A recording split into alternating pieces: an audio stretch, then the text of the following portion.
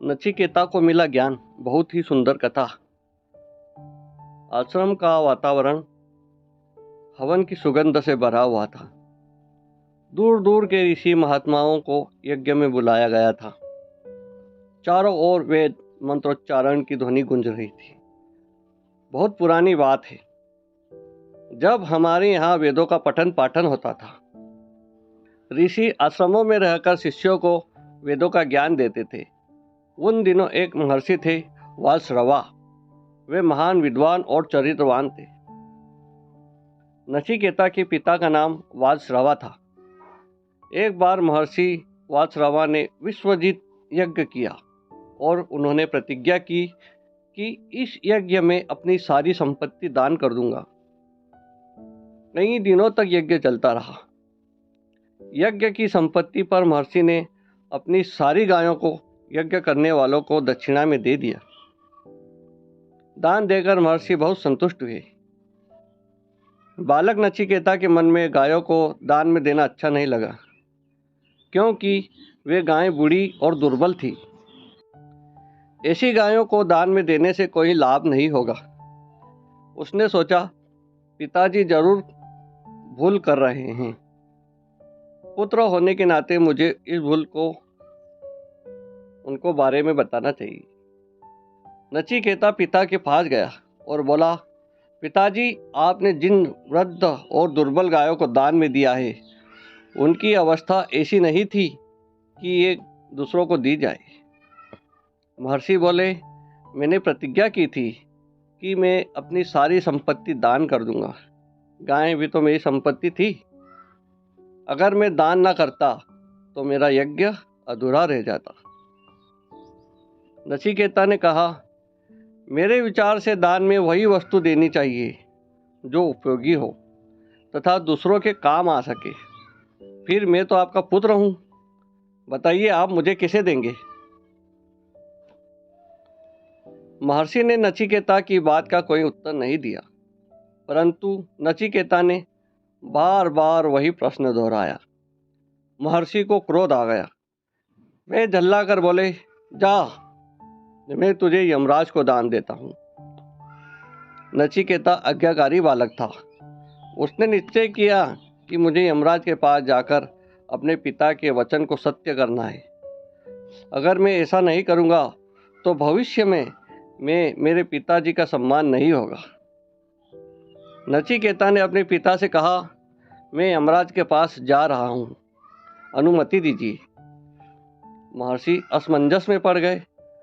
काफी सोच विचार के बाद उन्होंने हृदय को कठोर करके उसे यमराज के पास जाने की अनुमति दी।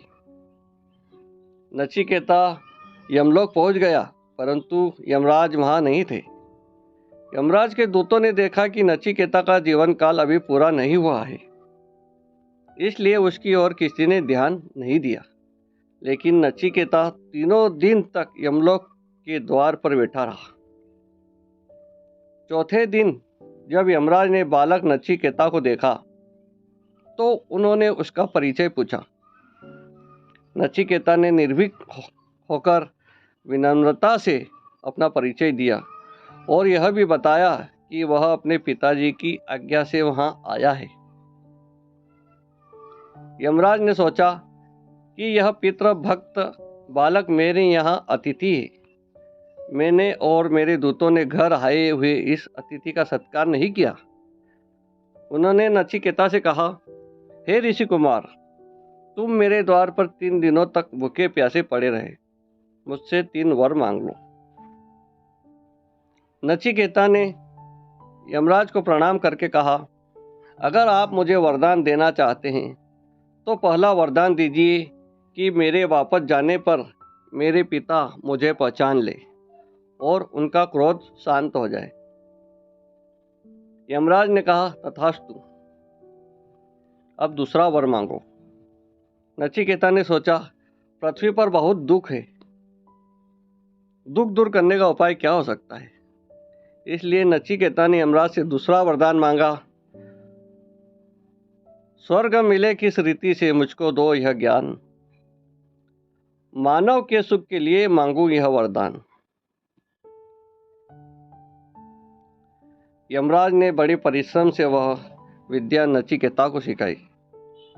पृथ्वी पर दुख दूर करने के लिए विस्तार में नचिकेता ने ज्ञान प्राप्त किया। बुद्धिमान बालक नचिकेता ने थोड़े ही समय में सब बातें सीख ली। नचिकेता की एकाग्रता और सिद्धि देखकर यमराज बहुत प्रसन्न हुए।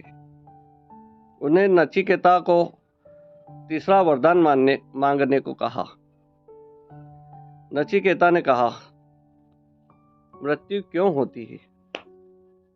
मृत्यु के बाद मनुष्य का क्या होता है? वह कहाँ जाता है? यह प्रश्न सुनते ही यमराज चौंक पड़े। उन्होंने कहा, संसार की जो चाहे वस्तु मांग लो, परंतु यह प्रश्न मत पूछो।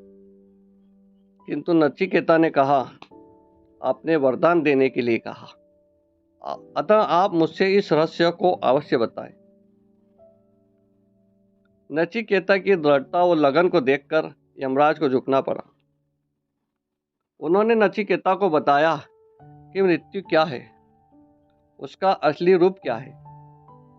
यह विषय कठिन है, इसलिए यहाँ पर समझाया नहीं जा सकता, किंतु कहा जा सकता है कि जिसने पाप नहीं किया, दूसरों को पीड़ा नहीं पहुंचाई, जो सच्चाई की राह पर चला, उसे मृत्यु की पीड़ा नहीं होती, कोई कष्ट नहीं होता।